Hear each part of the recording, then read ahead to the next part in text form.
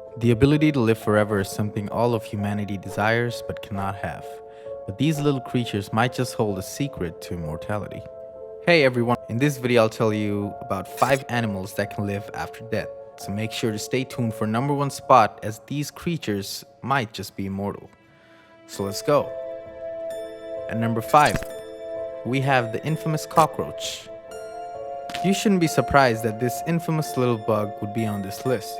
People have long said that cockroaches would most likely be the only survivors of a nuclear war. Some people even said that they can live with or without their heads. That's crazy, right? Let's go into a little bit more detail about these little creatures. Well, no surprise here that they can live weeks without their heads now. That is awesome. To understand how they live without their heads, first, we have to understand how we humans cannot. Well, the first thing is humans bleed. So if you cut off a human's head off, he or she will bleed a lot. Well, cockroaches don't have this. You see, cockroaches have an open circulatory system, which means little to no blood pressure. So if you cut off a cockroach's head, the wound will close up due to natural clotting. And obviously, human heads hold something very important, like brains. Even something as easy as breathing is not possible without a head. But back to these little infamous creatures, cockroaches, they don't need their heads to breathe as they breathe through holes in their body called spiracles, which I think is pretty cool, although cockroaches will die eventually due to starvation, but this process takes weeks. At number 4, we have chickens. Yep, chickens. Come on, we all have heard the saying, running about like a headless chicken, or in my case, witnessed with my own eyes. But you haven't heard of this saying, I'll explain it, so try not to fall asleep on this one.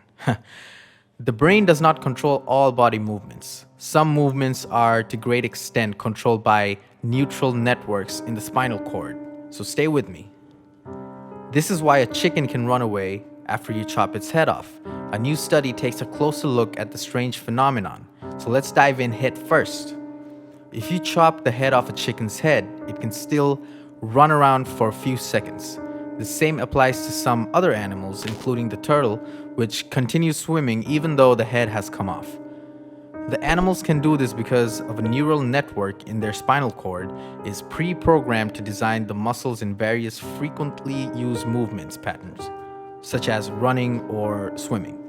Despite intense research into how the body, the brain, and the nervous system works, scientists still do not have a clear picture on how nerve cells communicate to perform certain movements.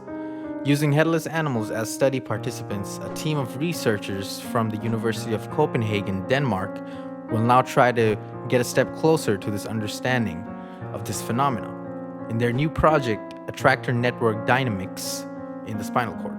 Remember to like and subscribe. At number 3, we have the dancing squid. Dancing squid. What is that, you may ask? Well, I'll explain it all now. Soy sauce may be able to revive adult fish, but it hardly has the ability to bring dead things back to life. Yet, that's exactly what the condiment appears to do in this Japanese dish. But how does this work exactly? So how does the squid come back to life? The reaction is an automatic response to the sodium chloride or salt in the soy sauce. The recently deceased squid may lack a brain, but its muscle cells, which is received through electrical commands, are still intact. Which is cool, as humans don't have all these cool things. So anyway, back to the dancing squid.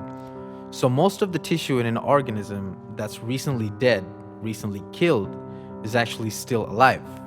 Charles Grisham, a chemistry professor at the University of Virginia, explains, in this case, though the brain function is missing, the tissue will still respond to stimuli.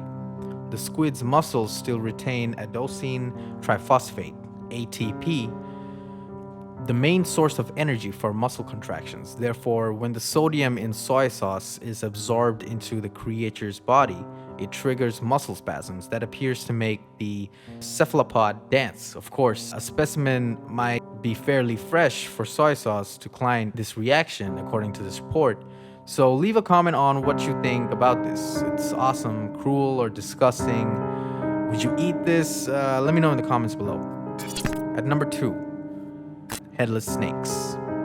Now you may be thinking, oh come on, headless snakes, really? Well, studies have shown headless snakes can still kill you. Let me explain.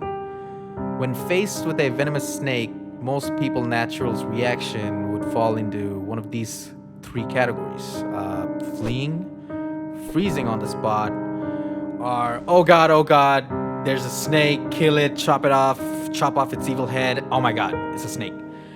While the latter course of action may seem like the surefire way to avoid getting bitten, it turns out that might not be the case. A snakehead that has been cut off or will refuse to do what any severed head with a shred of common decency should do, die, but also rearing and trying to bite the living crap out of anyone dumb enough to get close enough to it. So, what makes this abomination possible? The snake has heat-sensitive pits at either side of its face, which it uses to detect threats. And let's face it, if you're close enough to your body heat to be detected, you're close enough to be considered as a threat. And also, what the hell are you doing standing so close to a venomous snake head? These heat-sensitive pits are capable of detecting a threatening presence of hours after death, which means the snake may continue to defend itself. And yes, this applies even if the body is no longer attached. So anyone dumb enough to poke and prod its asses to the level of deadliness may quickly and find themselves with a sudden increase in the level of piss their pants when the snake's movement sensors kick into action. And finally, number 1, we have something terrifying: zombie frogs. Now, frogs can swim, croak, and fight, brain or no brain. So let me explain this. As those of you with ticklish feet are only too aware, if something unexpectedly brushes against your foot will automatically move away from whatever it's touching.